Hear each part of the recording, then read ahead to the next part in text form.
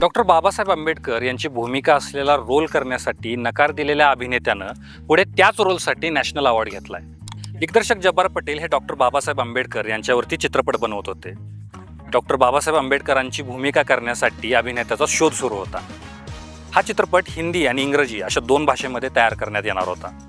चर्चा अशी होती की हॉलिवूड सुपरस्टार रॉबर्ट डिनेरो यांना देखील या चित्रपटासाठी घेण्यात येणार होतं, पण काही कारणास्तव ते शक्य झालं नाही.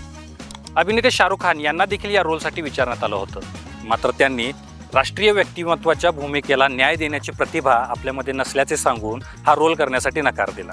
दिग्दर्शक जब्बार पटेल यांची नजर मल्याळम सुपरस्टार असलेल्या मामुती यांच्या फोटोकडे गेली आणि त्यांना वाटलं की मामुती हा रोल योग्य प्रकारे करू शकतील.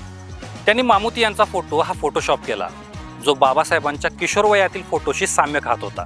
दिग्दर्शक जब्बार पटेल आणि मामुती यांची भेट झाली.